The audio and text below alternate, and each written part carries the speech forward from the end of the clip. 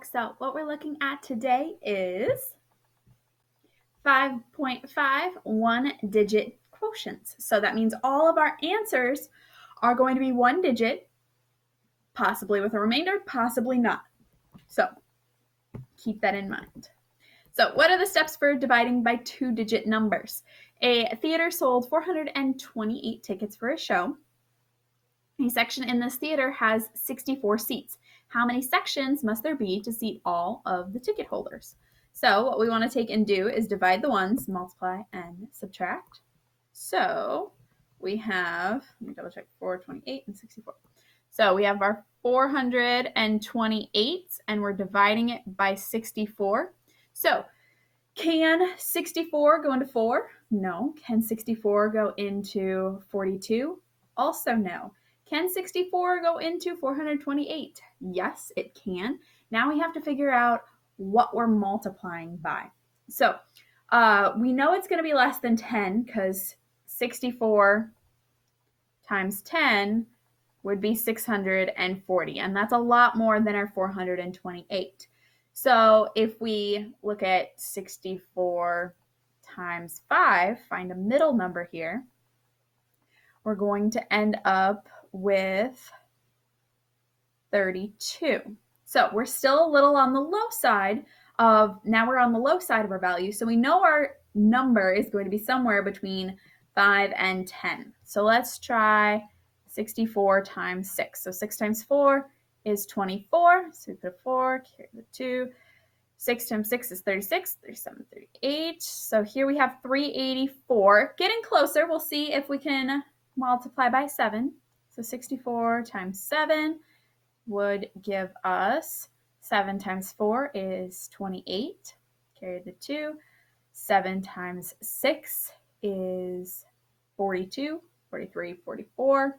So this would be 448, which is too much. So 428 divided by 64 is going to go in 6 times.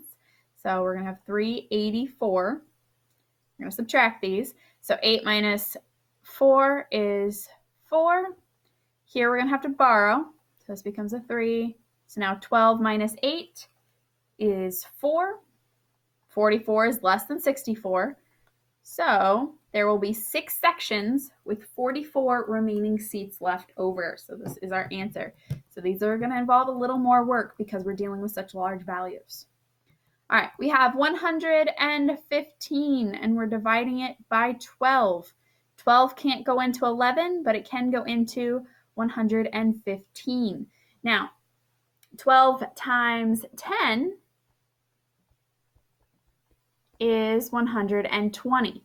So if we take 12 times 9, we get 108. So 108 can go into our 115. So we'll put a 9 up here. Got our 108. We subtract. We need to borrow, so that becomes 0. This is 15. 15 minus 8 is going to give us 7. So our answer is 9, remainder 7. Notice all of our answers so far have been a one-digit number with a remainder. All right, our next one, we have 243, and we're dividing it by 31. So once again, if we look at this, we know it can't go into 24, so we have to look at all 243. So 31 times 10 will be 310, significantly larger. So let's look at 31 times 5. 5 times 1 is 5. 5 times 3 is 15. That's 155. So now we know it's somewhere between 10 and 5.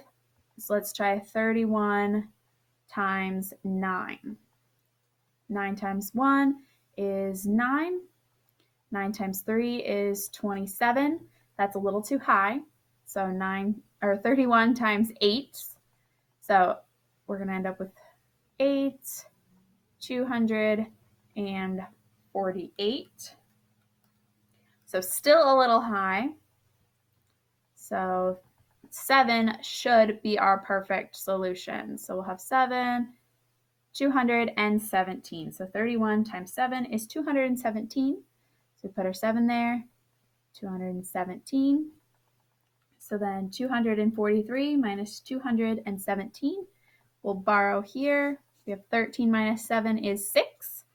And then 3 minus 1 is 2. Our remainder is less than our divisor, so our answer is 7, remainder 26.